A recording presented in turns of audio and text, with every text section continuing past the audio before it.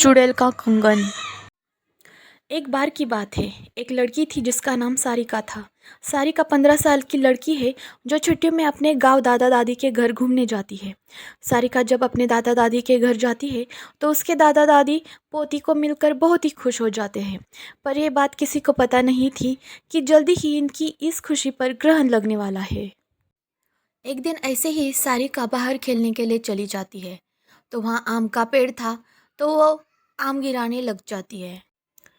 पर आम गिरते हुए थोड़ी देर मिट्टी में दबे एक पोटली के पास चली जाती है। सारिका जब आम लेने वहां पहुंचती है तो उसे पोटली का थोड़ा हिस्सा उसे दिखाई देता है। वो सोचती है कि क्या है ये सोचकर वो पोटली बाहर निकाल लेती है। उस पोटली को खोल कर देखती है तो उसे आम एक कंगन मिल जाता है जो बहुत पुराने दिख रहा होता है। सारिका को पता नहीं था कि ये कंगन इसकी जिंदगी का भयानक हिस्से बनने वाला है। वो कंगन उसे अपने ओर आकर्षित कर लेता है जिसकी वजह से वो उसे अपने घर लेकर चली जाती है। सारिका ये सारी बातें अपनी दादी को बता देती है और दादी उस कंगन की कहानी बताने लगती है जिससे वो डर जाती है। दादी कहती है कि वो पोटली कोई आम पोटली नहीं थी, वो एक चुड़ैल की पोटली थी। तुमने ये कंगन उस पोटली से निकाल कर उस चुड़ैल को गुस्सा दिला दिया है, वो तुम्हारे पास ज़रूर आएगी।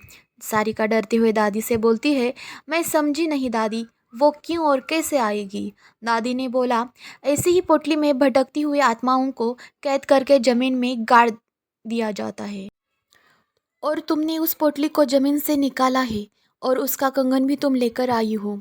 तुम इस मनहूस कंगन के साथ उस चुड़ैल को भी अपने पीछे ले आई हो। ऐसी भटकती हुई गुस्सेल चुड़ैलें अपना बदला लेती है, वो चुड़ैल भी हमसे अपना बदला ज़रूर लेगी। सारिका इस बात से डरती तो है पर उसे ज़्यादा यकीन नहीं होता। वो जाकर अपने कमरे में सो जाती है। उसी रात को करीब 1 बजे उसके कमरे की लाइट जलने बुझने लगती है। सारिका की नींद खुल जाती है तो देखती है लाइट नहीं है। वो अपने बिस्तर के बगल रखे टेबल पर पानी पीने के लिए मुड़ती है। तभी वो देखती है कि टेबल के पीछे कोने में कोई औरत बैठी है जिसकी आंखें एकदम लाल है और एक टक उसे ही देखे जा रही है। सारिका चिल्लाते हुए अपने दादी के पास जाती है पर दादी के कमरे में दादी उसको नज़र नहीं आती। वो बरामदे में जाती है तो दादी उसको ज़मीन पर गिरी मिलती है। सारिका अपने दादा को खोजने जाती है पर उसे के दादा उसे कहीं नज़र नहीं आते। जब वो पूरे घर में अंधेरे में खुद को अकेला पाती है तो डर के मारे बेहोशी हो जाती है। सुबह उसकी नींद खुलती है तो उसे अपने दादा दादी दिखते हैं। दादी बोलती है, हम दोनों अपने कमरे में ही थे। दादी सब समझ गई। उन्होंने बोला, ये सब उस चुड़ैल का किया है। वो कंगन उस पोटली में वापस रखना होगा वरना वो यहाँ से नहीं जाएगी। सारिका बोलती है, चलो न दादी, अभी कंगन रख आते हैं। दादी बोलती है, नहीं, उस चुड़ैल से पीछा छुड़वाना है तो तुम्हें अकेले ही, वो भी रात में जाकर उस कंगन को वहाँ रखना होगा क्योंकि वो तुम्हारे पीछे है। सारिका हिम्मत करके कहती है, ठीक है, मैं जाऊंगी। दादी ने बोला, ये सब वो चुड़ैल इतनी आसानी से नहीं करने देगी। इसलिए दादी ने उस रात में जाने से पहले एक मंत्रों से युक्त ताबीज उसके हाथ पर बांध देती है। अब सारिका रात होने के बाद अकेले बगीचे की तरफ निकलती है। थोड़ी ही देर बाद उसे किसी की रोने की आवाज़ सुनाई देती है। पर दादी ने कहा था, वो चुड़ैल तुम्हें अपनी तरफ आकर्षित करेगी, तुम उसकी तरफ ध्यान मत देना वरना वो तुम्हें उसके कब्जे में कर लेगी। एक बार उसने तुम्हें अपने कब्जे में कर लिया तो फिर कोई कुछ नहीं कर पाएगा, वो तुम्हें मार भी सकती है। सारिका इस बात का ध्यान रखते हुए ईयरफोन लगा लेती है और गाना सुनते हुए चलने लगती है।